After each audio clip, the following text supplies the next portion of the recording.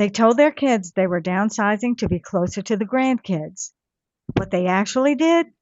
Bought a luxury motorhome, changed their phone numbers, and drove the exact opposite way. Arthur adjusted his rearview mirror, catching a glimpse of his own graying hairline before shifting his gaze to the massive chrome-framed windshield of his brand new 34-foot motorhome. Behind him, his wife Eleanor was trying to secure a vintage porcelain doll inside a miniature cardboard box. Arthur, if we downsize any further, we're going to be living in a tin can, Eleanor sighed, wrapping the doll in bubble wrap. We are living in a tin can, Ellie. A mobile, state-of-the-art tin can, Arthur corrected with a grin. And remember the plan. We tell the country club we're embracing the open road to find ourselves. No one needs to know we're saving $3,000 a month on property taxes. He was executing what the Rebel Retirement blog calls the ultimate retirement chess move, using the grandchildren as a tactical cover story. The Great Migration. Their destination was a small, aggressively suburban cul-de-sac in Ohio, precisely 4 minutes away from their daughter, Claire, and their 2 grandkids. To Claire, Arthur had pitched the move as an act of pure, altruistic devotion. Free, unlimited babysitting, he had promised over FaceTime, watching his daughter's tired eyes light up at the prospect. It was a perfect win-win. Claire got a break, and Arthur and Eleanor got to escape their bloated mortgage without the social embarrassment of admitting they couldn't afford the upkeep anymore. But as the RV finally rumbled to a halt in Claire's driveway, reality set in. Grandparenting, Arthur was about to learn, wasn't a monolith. It was a chaotic spectrum of personalities, and his neighborhood was about to showcase them all. The neighborhood lineup. By Saturday afternoon, the driveway had become a social hub. Arthur leaned against the hood of the RV, sipping a cold drink, while Eleanor hosted an impromptu gathering. Within an hour, Arthur had mentally categorized every retiree on the block using the very archetypes he had read about online. The doting neighbor, Marge across the street. Marge arrived bearing a tray of homemade sugar cookies. She physically vibrated with excitement when she saw the kids. Arthur whispered to Eleanor, "She clearly loves those grands more than she ever loved her own kids." The stern traditionalist, Frank from next door. Frank stood on his porch, arms crossed, glaring at a teenager skateboarding on the sidewalk. Frank was on a lifelong mission to prevent the younger generation from repeating his own past mistakes, whether they wanted his guidance or not. The fun only with babies duo. Down the road lived a couple who constantly posted throwbacks of their grandkids as toddlers, but completely ignored them now that they were moody preteens. They simply had no idea how to hold a conversation with an actual growing human. The city glamour grandma. On Sunday, a sleek town car pulled up to Frank's house. Out stepped a grandmother from Chicago wearing oversized sunglasses, who immediately whisked her homeschooled, rugged granddaughter off to a high-end downtown spa for a manicure and a complete makeover. The reality check.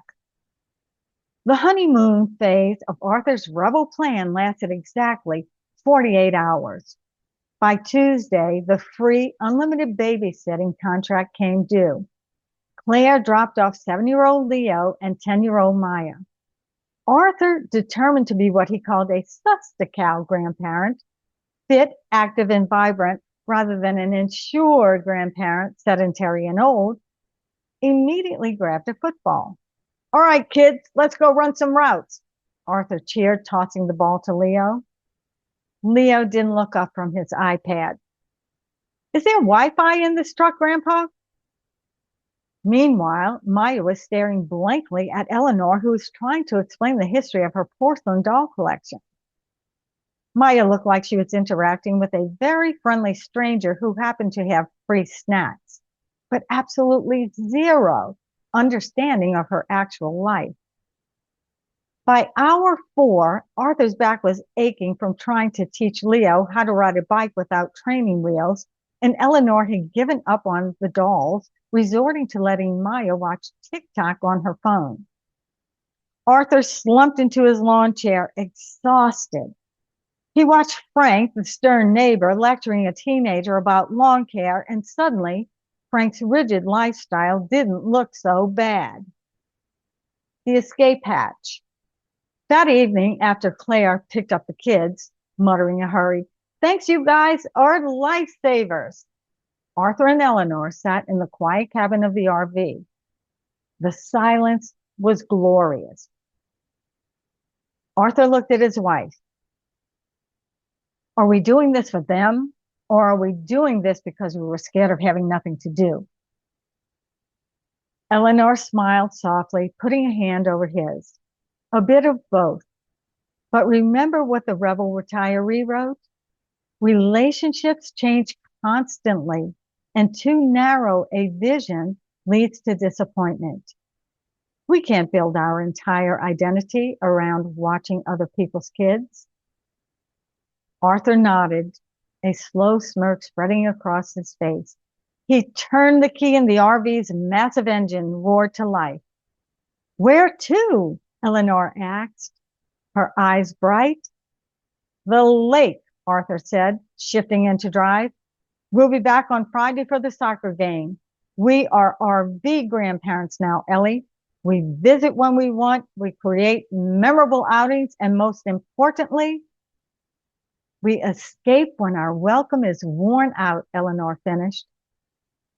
As the motorhome pulled out of the cul-de-sac and headed toward the highway, Arthur felt the true freedom of retirement settle in.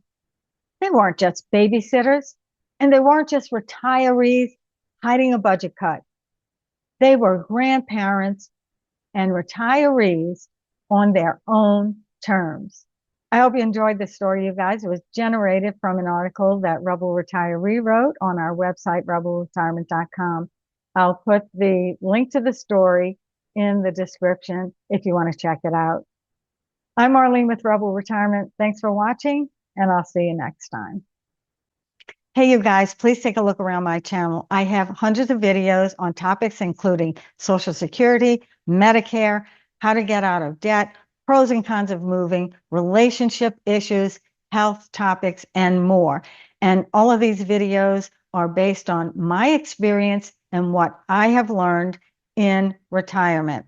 And I know that many people are worried about money in retirement, and this is exactly why Rebel Retiree and I created our just-in-time retirement series. And it's absolutely free, you guys, so it doesn't hurt to take a look at it. It's a mindset-based retirement planning strategy that eliminates waste and aligns your finances with your goals and values. With continuous improvement, you free up your resources to create an abundant retirement lifestyle. So I recommend viewing the playlist on this channel. And to get the full picture, visit our website, rebelretirement.com. And if you are nearing retirement and worried about your financial future, you're going to get a whole different viewpoint. See for yourself at rebelretirement.com.